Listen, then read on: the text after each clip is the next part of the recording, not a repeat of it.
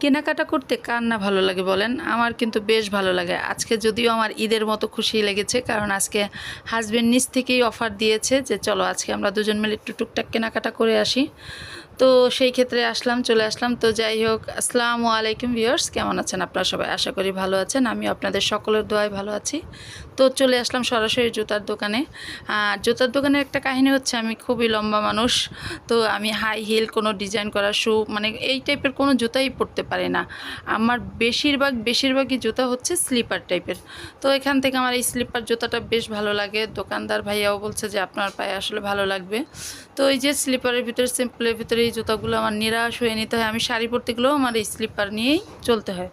তো যাই হোক, এখান থেকে শুকনো খাবার কিনতে যাই। শুকনো খাবারের ভিতরে হচ্ছে চাউমিন, পপকর্ন, ফুচকা, বাচ্চাদের জন্য আর কি টুকটাক কিছু খাবার কেনাকাটা করে এখান থেকে। তারপর আপনার ভাইয়া আবার আমাকে ব্যাগ কেনার জন্য আর কি বলে যে আসো তোমাকে একটা ব্যাগ কিনে দিই। তো এখান থেকে আমি শুকনো খাবার কেনাকাটার পর আমি ব্যাগের দোকানে চলে যাই। আর টাকা দেখে ভাবছি যে আসলে আজকালকার 100 টাকার নোট মনে হয় 10 টাকার নোটের সমতুল্য এরকম। তো যাই হোক, এখানে কেনাকাটা করে এখানে আমি এই যে ব্যাগের কাছে চলে এসেছি। আর ব্যাগের এখানে এসে আমি যে আসলে কোন কালারের ব্যাগটা নেব, কি ব্যাগ নিব, মানে নিজেই কনফিউজ যে কোনটা থেকে কোনটা নিব। তো যাই হোক, এক পর্যায়ে আমি দুইটা ব্যাগ নিই। এই আমার হচ্ছে সাইড ব্যাগ বলেন আর কি ভেন্টি ব্যাগ বলে, যাই বলুক, এই ব্যাগটা আমি নেই আর একটা পার্স ব্যাগ নেই। তো এখান থেকে কেনাকাটা শেষ করে বাসার দিক যাওয়ার পথে আমরা দুজন কথা বলতে বলতে চলে যাই। তো এক পর্যায়ে বেশি একটু লেটও হয়ে যায় অবশ্য যেতে যেতে। তো বাসায় যেয়ে আবার আমরা মানে এখন চিন্তা করছি যে বাসার বাচ্চাদের জন্য কি নিয়ে যাব।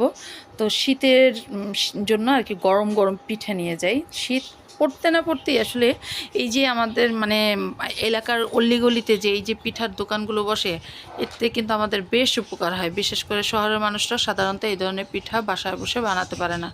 তো এই তো আমাদের বাসার গল্লি দিয়ে আমি চলে যাচ্ছি।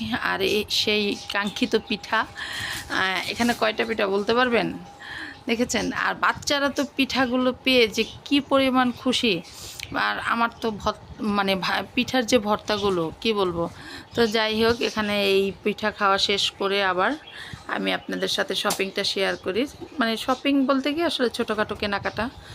তো আমার ভিডিওটা আসলে আপনাদের কীরকম লাগে আমি বলতে পারি না। তো এই তো আর কি ছোটোখাটো কেনাকাটার ভিতরে আসলে এই যে চাউমিন কিনেছি বাচ্চাদের জন্য।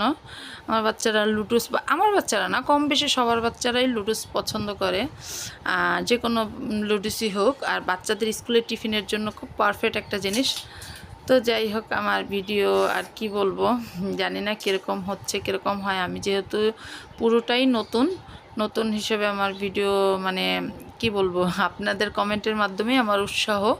আপনারা লাইক কমেন্ট শেয়ার করে দেবেন আর সাবস্ক্রাইব করে দেবেন। আর অবশ্যই একটা করে কমেন্ট করে যাবেন। আপনাদের কমেন্টই হচ্ছে আমার ভিডিও বানানোর উৎসাহ। তো ভালো হোক মন্দ হোক, মানে দোনো কমেন্টই করে যাবেন। তো আজকের ভিডিও এই পর্যন্তই, আর বেশি দূর আগাবো না। সবাই সবার জন্য দোয়া করবেন, ভালো থাকবেন। আল্লাহ হাফেজ।